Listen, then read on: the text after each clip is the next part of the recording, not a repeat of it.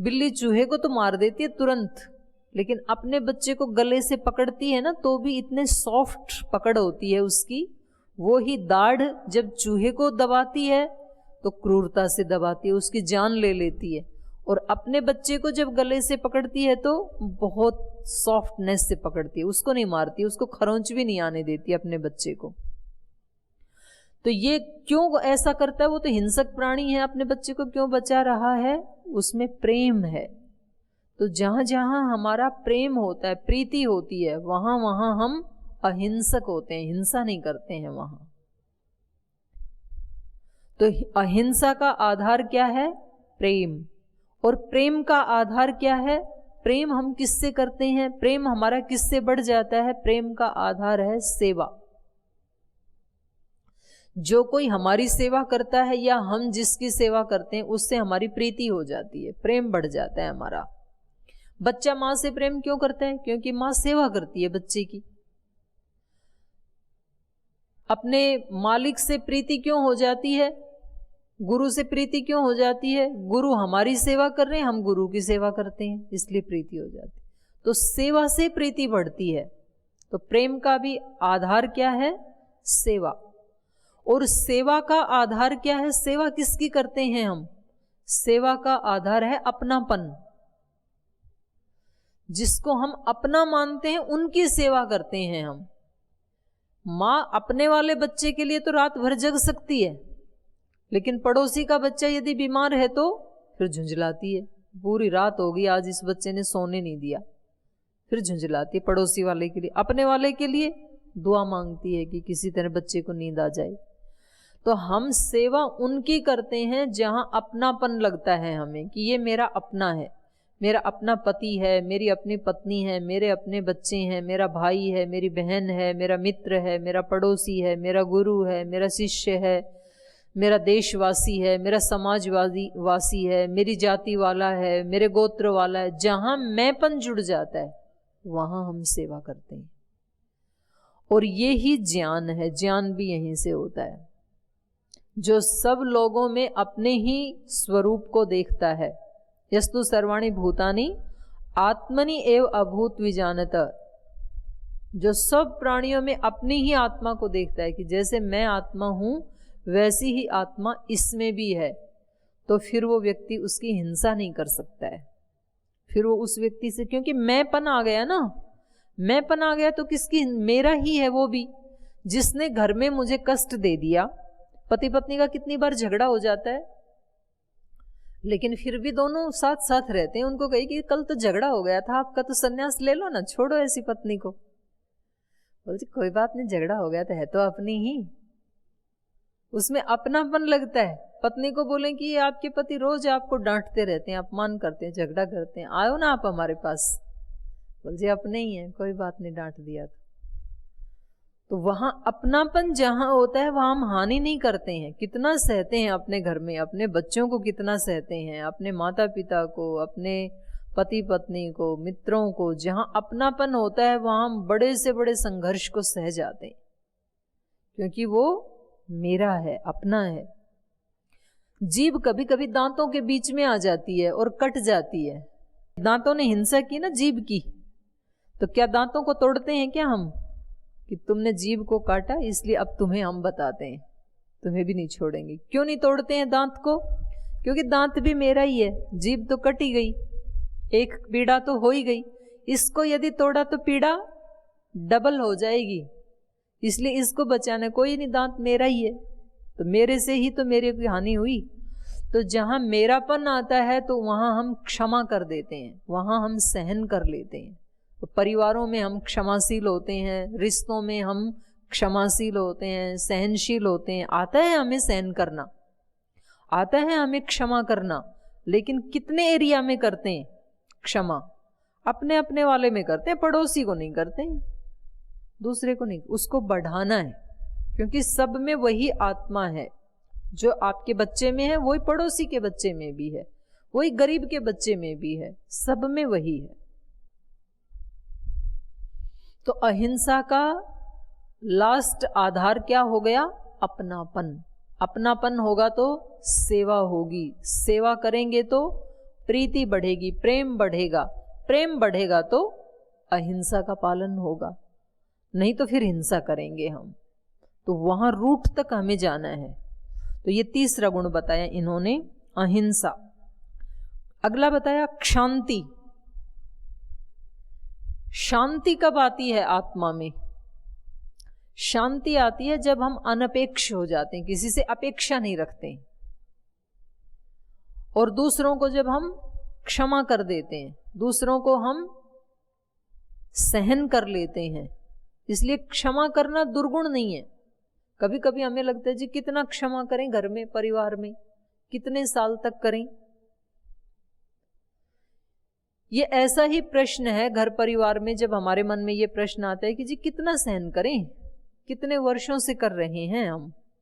और कभी कभी तो व्यक्ति इतना ज्यादा अपने आप को ब्लास्ट कर देता है।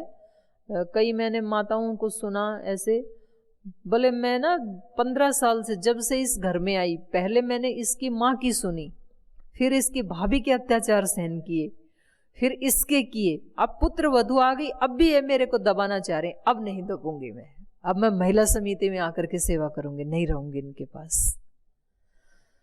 तो मैंने कहा बहन आपने ना इसका मतलब 15 साल भी सहन नहीं किया। वो जैसे प्रेशर कुकर में भाप जुड़ती रहती है, जुड़ती रहती है, जुड़ती रहती है, फिर सीटी मारती है एकदम से। तो आप तो जोड़ती जा रही थी, सहन कहाँ कर रही थी।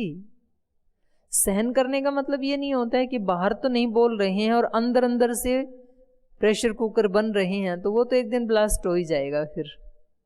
तो कभी भी अपने जीवन को प्रेशर कुकर नहीं बनने देना है। सहन करने का मतलब है, क्षमा करने का मतलब है अपने चित्त को विचलित ना होने देना। ज्ञानपूर्वक, ज्ञानपूर्वक ही क्षमा कर सकता है। क्षमा वीरस्य भूषणम। क्षमा करना या सहन करना कमजोरी नहीं है, बहुत बड़ी ताकत है। दंड देना तो सरल है, लेकिन क्षमा करना बहुत कठिन है। आपके पास ताकत थी, आपके पास पावर थी, फिर भी आपने उसको क्षमा कर दिया। क्षमा कोई योगी कर सकता है। महर्षि दयानंद ने क्षमा कर दिया अपने जहर देने वाले को। वो चाहते तो मृत्युदंड भी दे सकते थे, लोगों को बता सकते थे, और केवल क्षमा ही नहीं किया, उसकी सहायता भी की। अपने पास से किराया निकाल के दिया कि तुम निकल जाओ यहाँ से, नहीं तो दूसरे छोड़ेंगे नहीं तुम्हारे को। ये है क्षमा। अपने चित्त को विचलित नहीं होने दिया उन्होंने, और उसके प्रति कोई दुर्भाव भी नहीं लाया मन में। तो ठीक है, ये ईश्वर की लीला है। सीता माता ने क्षमा किया राक्षसियों को अशोक वाटिका में, जो रोज फरसे ले लेकर के डराती थी उसको, तो तेरी बोटी बोटी काट के नाश्ता कर जाएंगे, नहीं तो तू रावण की पत्नी बनना स्वीकार कर ले। वो बेचारी रोती थी कि तुम क्या जानोगी, तुम राक्षसी हो, तुम क्या जानो एक पतिव्रता की पीड़ा क्या होती है। मेरे हृदय में श्री राम के प्रति कितना प्रेम है, क्या उनके प्रति मेरी भक्ति है, आप कैसे समझ सकोगी, तुम राक्षसी हो। ठीक है, तुम अपनी ड्यूटी कर रही हो, तुम्हें यही आदेश है डराने का, तुम डरा रही हो मुझे। तो जब हनुमान जी वहां पर गए तो वो तो देख रहे थे पेड़ पे बैठ करके कि कैसे कैसे वो डरा रही हैं राक्षसियां माता सीता को। तो उसने नीचे आके कहा कि माँ, यदि तुम्हारा आदेश हो तो मैं इन सबको अभी काट के डाल दूं, राक्षसियों को, इनको मार दूं सबको, इन्होंने बहुत आपको कष्ट दिए। तो सीता माता ने कहा नहीं वत्स, ये तो अपने धर्म का पालन कर रही थी, अपने स्वामी की आज्ञा का पालन कर रही थी, इसमें मेरे कष्ट में इनका कोई दोष नहीं है, मेरा ही कोई पिछले जन्मों का ऐसा दोष रहा होगा, वो मैंने भुगत लिया अपना। अब मेरे मन में इनके प्रति कोई द्वेष नहीं है, कोई बदले की भावना नहीं है। इसको कहते हैं क्षमा। अपने मन में ही उन्होंने नहीं जोड़ा उनके प्रति दुर्भाव। तो ये हम जितने जितने ताकतवर होते हैं, और हमें ये गिनती नहीं करनी है कि जी कितने दिन क्षमा करें, कितने दिन सहन करें। क्या हम कभी ये पूछते हैं कि जी कितने दिन स्वस्थ रहें? योग आसन प्राणायाम ध्यान करके कितने दिन स्वस्थ रहें? कितने दिन रहें? कितने दिन रहें? जब तक जिए तब तक रहें। तो सहन कब तक करें, क्षमा कब तक करें? जब तक जीवन है तब तक करें, क्योंकि वो हम किसके लिए कर रहे हैं? योग प्राणायाम किसके लिए कर रहे हैं? अपने लिए। तो जब तक अपना अस्तित्व है तब तक करें। क्षमा किसके लिए कर रहे हैं? उस व्यक्ति के लिए कर रहे हैं या अपने लिए कर रहे हैं? अपने लिए कर रहे हैं। क्षमा करके किसको सुख ज्यादा मिलता है? मुझे ज्यादा मिलता है। हो सकता है अगला व्यक्ति तो उसको मेरी कमजोरी से मान करके वो सुखी ना भी हो, उसका द्वेष और बढ़ जाए, पर मुझे तो सुख मिल रहा है ना। जगन्नाथ जिसने विष पिलाया था, पता नहीं उसने तो अपना आत्म उद्धार किया या नहीं किया, लेकिन महर्षि दयानंद ने क्षमा किसके लिए किया था? अपने लिए, कि मेरी आत्मा में कोई बदले की भावना, कोई क्षोभ उत्पन्न ना हो, इसलिए हम शांत हैं। तो जब तक जिंदा हैं तब तक दूसरे को सहन करना है, जब तक जिंदा हैं, जब तक हमें शांति चाहिए, तब तक दूसरे को क्षमा करना है। क्षमा वीरस्य भूषणम। बहुत ताकत लगती है दूसरे को क्षमा करने में, ऐसे नहीं होता है क्षमा। कहना तो सरल है, पर जब वो सिचुएशन आती है हमारे जीवन में, तो फिर हम उसके लिए बोल ही देते हैं कि ठीक है, आप अपने रास्ते चलो, हम अपने रास्ते चलते हैं, आप अलग रहो, हम अलग रहते हैं। हम नहीं क्षमा कर पाते। घर में हमारी पुत्र वधू भी होती है, हमारी बेटी भी होती है। जब बेटी कोई दोष करती है तो माँ मन में ही नहीं लेती है, और कभी कभी उसको बता भी देती है, उसको डांट भी देती है, लेकिन मन में क्षमा का ही भाव होता है, कोई दुर्भाव नहीं होता है। और जब पुत्र वधू आकर के किचन में कोई खाना गलत बना दे, सब्जी में नमक ज्यादा डाल दे, भिंडी को ज्यादा भून दे, तो बोलते तो नहीं है कुछ भी, लेकिन अंदर से क्षमा भी नहीं करते। तेरी माँ ने यही सिखाया था क्या? कुछ भी सीख के नहीं आई क्या? है जी? अब हाँ, बोलते नहीं है भाई साहब, लेकिन मन मन में ऐसे भाव रहता है, बेटी के प्रति जेल हो जाएगी। हाँ, तो वो बोलती तो इसलिए नहीं है ना कि जेल हो जाएगी, तो लेकिन मन में तो भाव है ना कि भाई इनको कुछ आता है, वो तो अपनी सिक्योरिटी के लिए डर रही है, इसलिए नहीं बोलती है। लेकिन दोनों के भाव का अंतर हम महसूस कर सकते हैं। एक भाव अपनी बेटी के प्रति होता है, एक भाव बहू के प्रति होता है। चुप दोनों ही स्थितियों में है, बल्कि एक वाली में तो बोल भी देते हैं कभी कभी। तो एक है क्षमा, अपने वाले को हम क्षमा करते हैं, उसको हम सहन कर लेते हैं अपने वाले को। अपना बेटा भी तो कितने सारे अपराध करता है, लेकिन क्योंकि वो अपना है इसलिए उसको तो सहते जाते हैं। और बहू जब वही अपराध करती है उसको सहन नहीं करते हैं, क्योंकि उसको अभी हमने अपना नहीं माना है। हैं ऐसे लोग भी कुछ जो अपने बेटों से भी ज्यादा उसको मान लेते हैं, तो उनकी बात नहीं कर रही हूं। जहां जहां अपनापन होगा वहां वहां व्यक्ति क्षमा कर देगा, वहां वहां वो सहनशील होगा। लेकिन ये हमें बिल्कुल क्लियर कट तय कर लेना चाहिए कि ये मैं, गीता भी उसी बात को कह रही है, ये सब मैं दूसरे के लिए नहीं कर रहा हूं, ये सब मैं मेरे लिए कर रहा हूं। जब आपको पता लग गया कि मैंने यदि अनुलोम विलोम प्राणायाम नहीं किया उसी दिन मेरा बीपी बढ़ जाएगा, तो रोजाना करते हैं ना अनुलोम विलोम प्राणायाम, और जब टाइम मिले तभी करने लग जाते हैं, ट्रेन में बैठे भी करने लग जाते हैं, बस में चलते भी करने लग जाते हैं, जब भी टाइम मिले ऐसे करने लग जाते हैं। क्यों करते हैं? गुरुजी ने तो कहा ही नहीं। हमें ये पता है कि हम अपने लिए कर रहे हैं, इसलिए हम कभी भी करते हैं। उसको जितना बढ़ाएं उतनी अपनी संपत्ति बढ़ेगी, अपना आरोग्य बढ़ेगा। इसलिए जितना सहन करेंगे, जितना क्षमा करेंगे, उतनी अपनी आत्मा की ताकत बढ़ती है, अपना आत्मबल बढ़ता है, अपना आत्म गौरव बढ़ता है, आत्म सम्मान बढ़ता है। इसलिए मेरा अपमान कोई दूसरा नहीं करता है, मेरा अपमान मैं खुद कर लेता हूं। मैं अपनी दृष्टि में अपने आत्म गौरव को बना करके नहीं रख पाता हूं, इसलिए दूसरे भी मेरा करते हैं। और मेरा आत्म गौरव, मेरा ज्ञान, मेरा आत्मसम्मान ये दूसरे के कहने से नहीं बढ़ेगा, मेरे से बढ़ेगा। और मेरे से कब बढ़ेगा? जब मैं इन गुणों का पालन करूंगा जो गीता बता रही है। तो गीता ने कहा अमानित्वम, अदम्भत्वम, अहिंसा, शांति, आर्जवम। अगला शब्द है आर्जवम। आर्जव रिजु से बनता है आर्जव। आर्जवम माने सरलता। बहुत सुंदर शब्द है।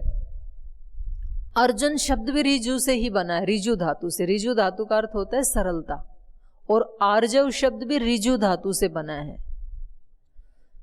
अर्जुन, अर्जुन नाम जो है यहाँ, जो कैरेक्टर है एक गीता का, श्री कृष्ण का जो शिष्य है, उस अर्जुन का नाम भी होता है सरल, रिजु। ज्ञान की प्राप्ति किसको होगी? अर्जुन को। अर्जुन मतलब सरल। जो सरल होगा उस व्यक्ति को ज्ञान की प्राप्ति होगी।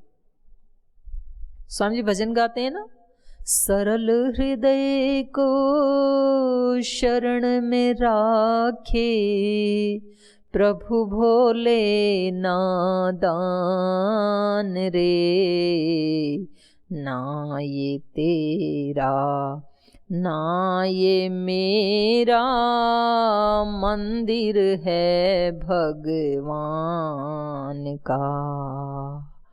पानी उसका भूमि उसकी, सब कुछ उसी महान का,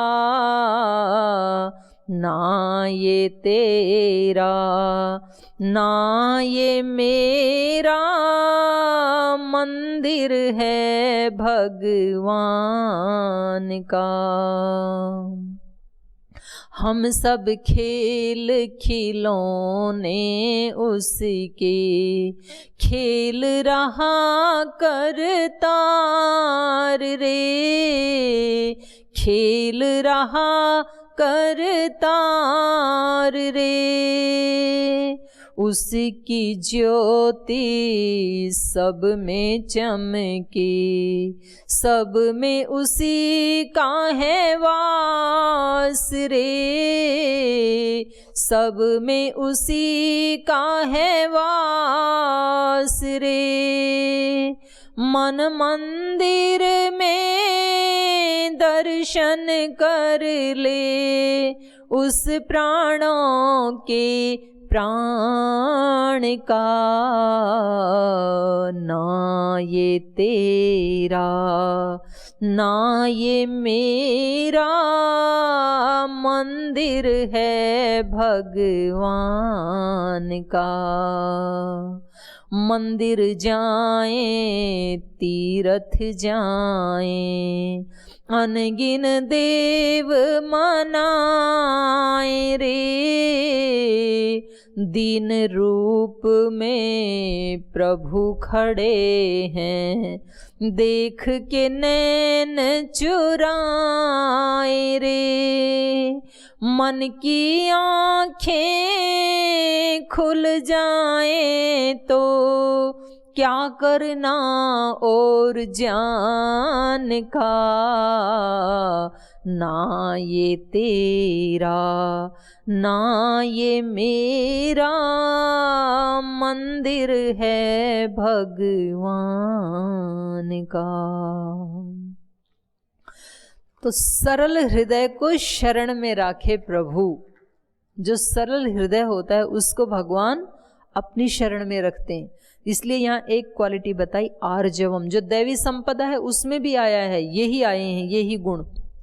स्वामी जी महाराज ने याद करवाया ना हमें, अभयम सत्व संशुद्धिर, ज्ञान योग व्यवस्थिति, दानम दमश्च यज्ञश्च, स्वाध्याय स्तप आर्जवम। आर्जवम आया ना वहाँ भी, ये यहाँ भी आर्जवम आया। रिजुता वहाँ आया दैवी संपद। जिसको दैवी संपद कमानी है तो उसको रिजु होना पड़ेगा, सरल होना पड़ेगा। छल कपट वाला व्यक्ति वास्तव में कपट दूसरे के साथ नहीं करता, वास्तव में वो चीटिंग अपने साथ करता है।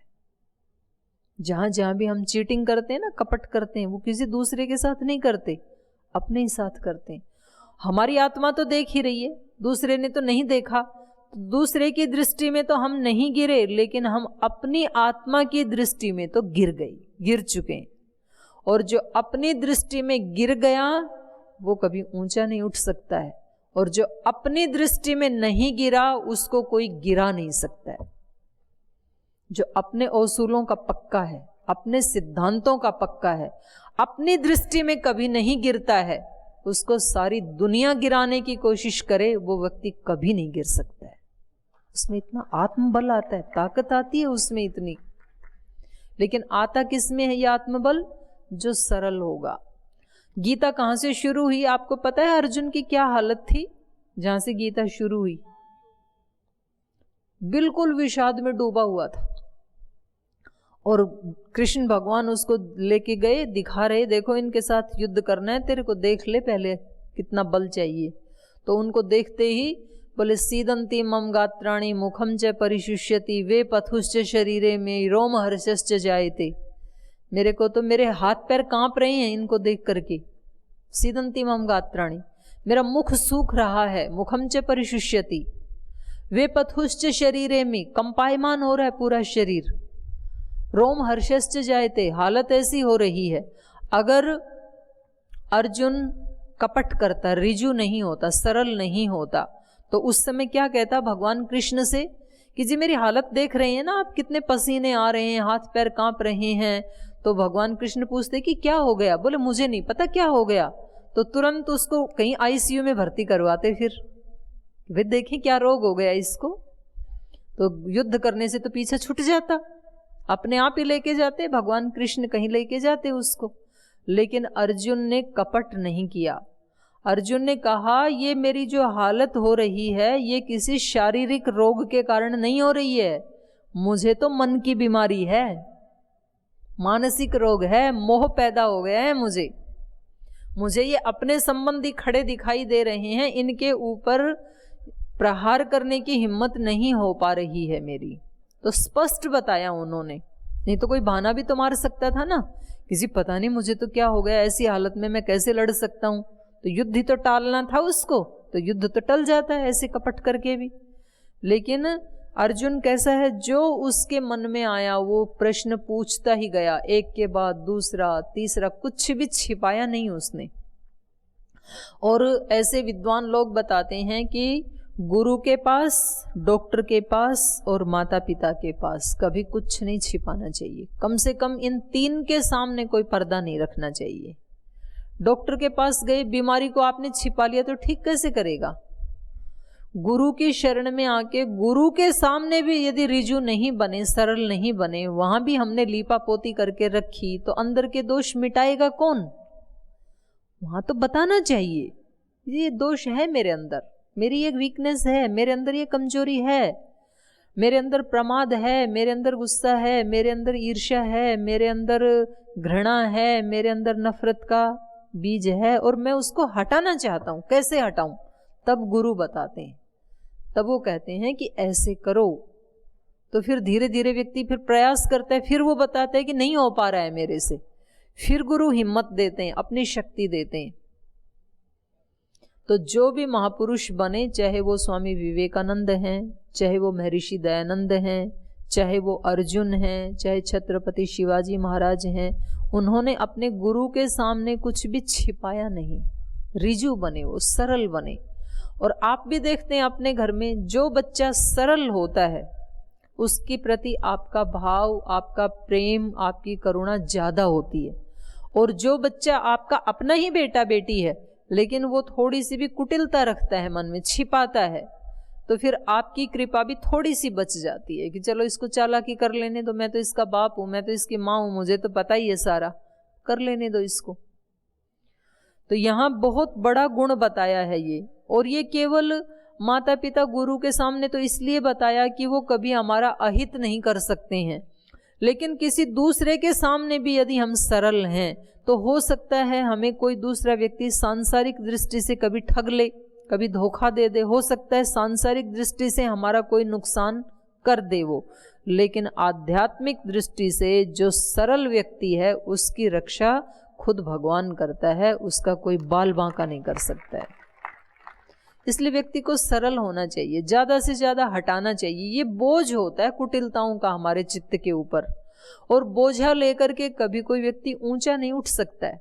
किसी को एवरेस्ट पे चढ़ना है, हिमालय की सबसे ऊंची चोटी पे चढ़ना है, और 50 किलो वजन हो उसके पास, कैसे चढ़ पाएगा? सब उसका वजन नीचे रखवा देते हैं, वजन लेके ऊंचाई पे नहीं चढ़ा जा सकता। तो जैसे शारीरिक वजन लेकर के भौतिक ऊंचाई पे चढ़ना कठिन है, वैसे ही चित्त के ऊपर, मन के ऊपर वजन लेकर के आध्यात्मिक चढ़ाई को चढ़ना बहुत कठिन है, नहीं चढ़ सकता है व्यक्ति। तो मन का बोझ उतारना है, बोझा हल्का करना है मन का, जितना हो मन से सब चीजें निकाल दो। किसी के प्रति कोई गांठ बांध भी रखी थी आज तक, तो आज पतंजलि योगपीठ में आके जैसे कपालभाति करके स्थूल गांठों को जैसे डिसोल्व कर देते हैं हम, ऐसे मन की गांठों को भी डिसोल्व कर देना, अपनी तरफ से डिसोल्व कर देना। कोई दूसरा व्यक्ति बांध के रखे भले ही रखे, पर मेरा चित्त तो हल्का हो गया तो मुझे पूरा लाभ हो जाएगा पतंजलि योग पीठ आने का। स्वामी जी महाराज जो मेरे गुरु हैं, जिनको मैं अपना आराध्य मानता हूँ, जिनको मैं अपना आदर्श मानता हूँ, उन्होंने कभी किसी की गांठ बांध के नहीं रखी अपने चित्त में। कितने लोगों ने अपकार किया, लेकिन उन अपकार करने वालों का भी स्वामी जी महाराज ने उपकार ही किया। उपकार सदा करता जाऊं, दुनिया अपकार भले ही करे, बदनामी ना हो जग में मेरी, कोई नाम भले ही लेना कहीं। तो वो मुझे माफ करें या ना करें, पर मैंने आज से उनको अपने यहाँ से माफ कर दिया है। तो जो भी कोई एक व्यक्ति हमारे चित्त में है या एक से ज्यादा हैं, तो कम से कम एक को आज से ही, अभी से ही माफ कर देना, क्षमा कर देना, क्योंकि योग करके आपके चित्त में अब वो पावर आ गई है। हो सकता है इस हॉल के बाहर जाने के बाद ये विचार चेंज हो जाए कि नहीं, थोड़ा तो बदला लेके ही रहूंगा, लेकिन एक स्थान की भी चेतना होती है। जिस स्थान में आप बैठे हैं ये योग का स्थान है, ये पवित्र स्थान है।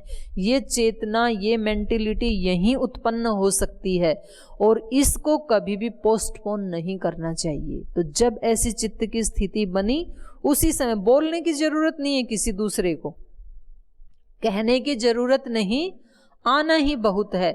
इस दर पे तेरा शीश झुकाना ही बहुत है। तो गुरु के दर पे अपने मस्तक को झुका करके कि गुरुदेव ये गांठ है ना, ये बड़ा परेशान कर रही थी कई दिन से, आज आपके दर पे आके मैंने सिर झुका दिया है और आपने जो मुझे पावर दी, जो योग से शक्ति दी, उससे आज से मैंने उसको क्षमा कर दिया है। बिल्कुल हल्के होकर के जाएंगे तो ये सच्चा गंगा स्नान हो जाएगा, दशहरा बन जाएगा, गंगा दशहरा बन जाएगा। फिर आगे सुनिए, शांति, आर्जवम, रिजुता, सरलता। तो मैं बता रही थी कि अर्जुन ऐसी स्थिति से चला था, मानसिक स्थिति अच्छी नहीं थी, शारीरिक स्थिति अच्छी नहीं थी, और वही अर्जुन 16वें अध्याय में जाकर के बोल रहा है, नष्टो मोह स्मृतिर्लब्धा त्वत्प्रसादान् मयाच्युत स्थितोस्मि गत संदेह करिष्ये वचनम तव। नष्टो मोह, गुरु भी ऐसा होना चाहिए। कृष्ण जैसा गुरु मिलना भी बड़ा कठिन है, स्वामी जी महाराज जैसा गुरु मिलना भी बड़ा कठिन है, जो रोग को समाप्त करके ही छोड़े। जो आपने बता दिया उसको तो समाप्त कर दिया। बीपी बताया, शुगर बताया, मोटापा बताया, थायराइड बताया, उसको तो समाप्त कर दिया। अंदर का बताएंगे तो अंदर वाला भी समाप्त कर देंगे। तो उनकी टेंडेंसी है कि वो रोग के नाशक हैं, कुल व्याधि के सतगुरु नाशक। ऐसे ही भगवान कृष्ण ने अर्जुन के वो हथियार डालता रहा, लेकिन गुरु ने हिम्मत नहीं हारी। कभी उसको प्रेरित किया, क्लैव्यम मास मा गमय पार्थे, क्या ये नपुंसकता की बातें कर रहा है, नहीं तत्व उपपद्यते, ये तुझे शोभा नहीं देता है। कभी उसको प्रीति से समझाया, कभी उसको ज्ञान की बातें बताई, कभी कर्म योग की बातें बताई, कभी भक्ति योग की बातें बताई। लेकिन अच्छा गुरु, अच्छा आचार्य वही होता है जो अपने ज्ञान को अपने शिष्य के चित्त में आधान कर दे, वही अच्छा टीचर होता है, वही अच्छा आचार्य होता है। नहीं तो हम कहें जी हमारी बात सुनते नहीं है, क्या करें। माता पिता ऐसे कह के पल्ला झाड़ लेते हैं, जी बच्चे सुनते ही नहीं है। अच्छे माता पिता वही हैं जो अपने सद्गुणों को अपने जीवन से, अपने आचरण से अपने आने वाली पीढ़ियों में उतार दें, वो माता पिता अच्छे होते हैं।